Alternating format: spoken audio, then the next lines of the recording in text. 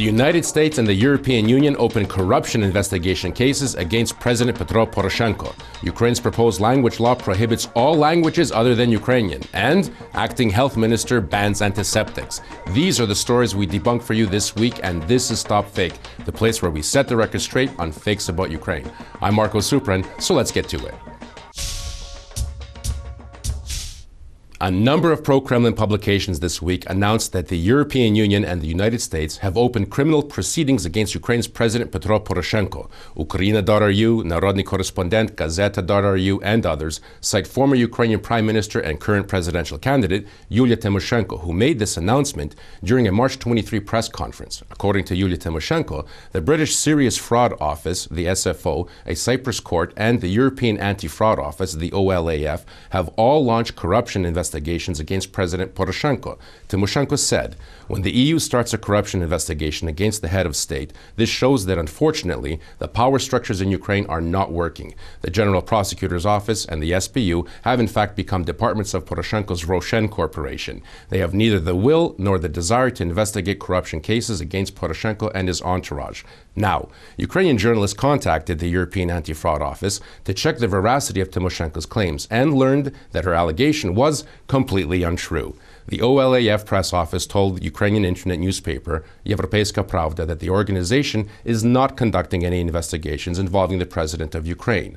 Russian media also claimed Tymoshenko said similar corruption cases were launched against Poroshenko in the United States. However, according to Tymoshenko's party website, she was not referring to Poroshenko personally, but rather to his entourage. Meanwhile, Petro Poroshenko's political bloc dismissed Tymoshenko's claims as disinformation.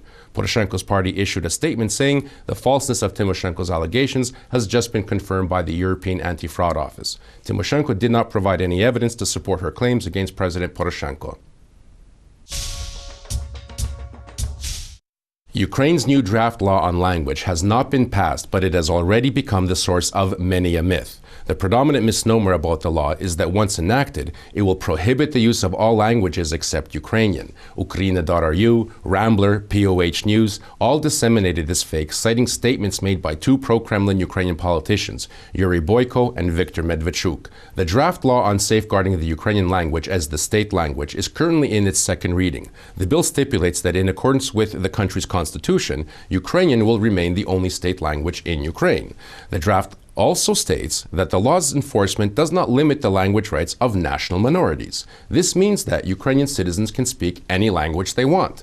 The proposed law does, however, outline certain spheres where Ukrainian is mandatory, first and foremost, in government and local administration. The law does not apply to the sphere of private communication and religious ceremonies. Newspapers can be published in Russian, but a Ukrainian edition is mandatory. The service industry should conduct its business in Ukrainian, but if a client requests that Russian be spoken, his or her request must be honored. The state also guarantees education in minority languages. Schools will have classes where the language of instruction will be the regional minority language.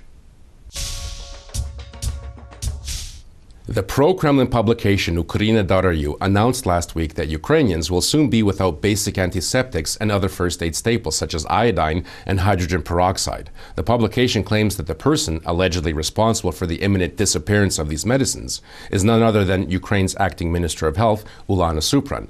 Ukraina.ru claims, protecting Ukraine's medical mafia, Marko Suprun has banned the sale of Russian medicines, and Ukraine's pharmacies are now filled with counterfeit drugs. Drug prices have risen exorbitantly, and, according to polls, even those drugs that were once affordable have now become inaccessible for most Ukrainians. Russian media feature these types of fakes about Ukraine's health system on a regular basis. Now, Ukraine has in fact recalled a batch of 18 medicines from one manufacturer, the Bioorganic Chemistry Institute. Antiseptics, as such, were not banned. According to Ukraine's State Service for Drug Control, 18 products manufactured by the Bioorganic Chemistry Institute were recalled because the company violated licensing regulations. The recall does not affect other drugs and medicines the company manufactures. Once the licensing violation is rectified, the company can resume producing the recalled medicines.